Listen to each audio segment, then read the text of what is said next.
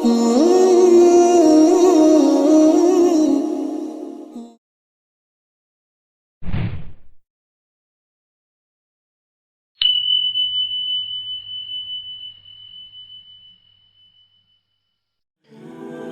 اللہ الرحمن الرحیم۔ ذبح ہو کر زندہ ہو جانے والے پرندے۔ حضرت سیدنا ابراہیم علیہ السلام نے ایک بار خداوند قدوس کے دربار میں یہ عرض کیا کہ یا اللہ، تو مجھے دکھا دے کہ تو مردوں کو کس طرح زندہ فرمائے گا۔ تو اللہ تعالیٰ نے فرمایا کہ اے ابراہیم، کیا اس پر تمہارا ایمان نہیں ہے؟ تو آپ نے عرض کیا کہ کیوں نہیں، میں اس پر ایمان تو رکھتا ہوں، لیکن میری تمنا یہ ہے کہ اس منظر کو اپنی آنکھوں سے دیکھ لوں تاکہ میرے دل کو قرار آ جائے۔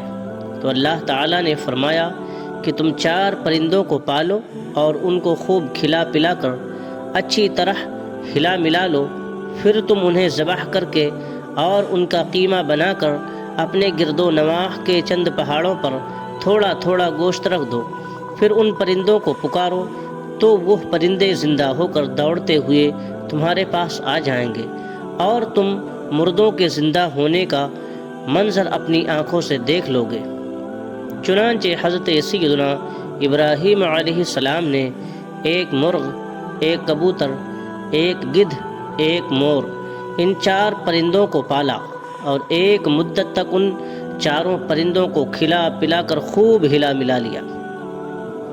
پھر ان 4 پرندوں کو ذبح کر کے ان کے سروں کو اپنے پاس رکھ لیا اور ان 4 کا قیمہ بنا کر تھوڑا تھوڑا گوشت اطراف و جوانب کے پہاڑوں پر رکھ دیا اور دور سے کھڑے ہو کر ان پرندوں کا نام لے کر پکارا کہ یا ایھا الدیک، یعنی اے مرغ، یا ایھا الحمام، یعنی اے کبوتر، اور یا ایھا النسر، یعنی اے گدھ، اور یا ایھا الطاؤس، یعنی اے مور۔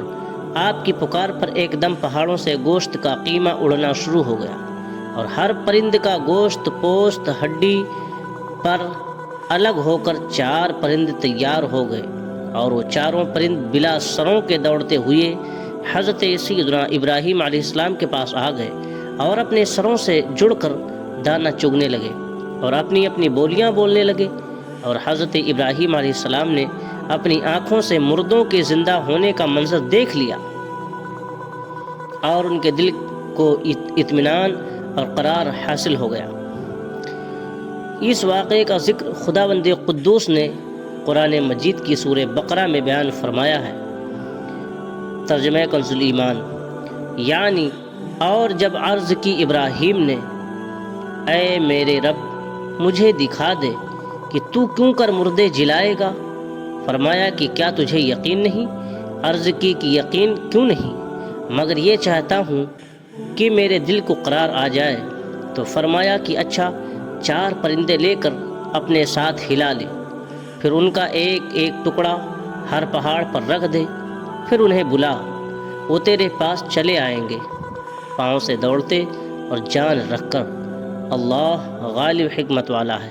سورہ بقرہ۔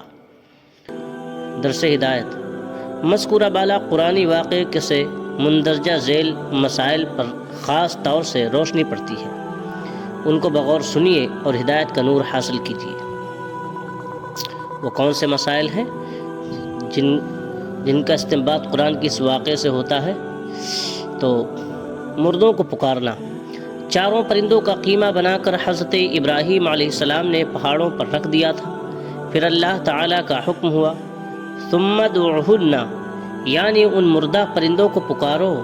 چنانچہ آپ نے 4 کا نام لے کر کے پکارا تو اس سے یہ مسئلہ ثابت ہو گیا کہ مردوں کو پکارنا شرک نہیں ہے، کیونکہ جب مردہ پرندوں کو اللہ تعالیٰ نے پکارنے کا حکم فرمایا اور ایک جلیل القدر پیغمبر نے ان مردوں کو پکارا تو ہرگز یہ شرک نہیں ہو سکتا، کیونکہ خداوند کریم کبھی بھی کسی کو شرک کا حکم نہیں دے گا، نہ کوئی نبی ہرگز کبھی شرک کا کام کر سکتا ہے۔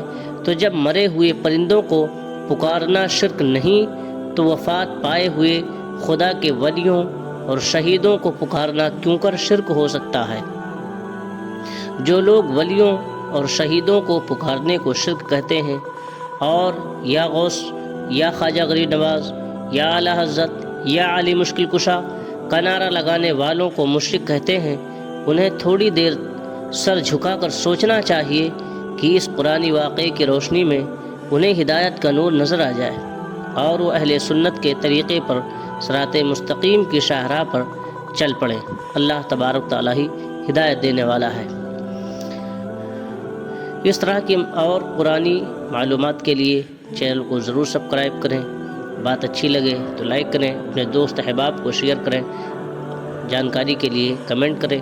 آپ کا میزبان دلشاد رضوی، اپنا خیال رکھیں، ملتے ہیں انشاءاللہ تبارک تعالیٰ پھر دوسری ویڈیو میں، جب تک کے لیے اللہ حافظ، السلام علیکم ورحمۃ اللہ وبرکاتہ۔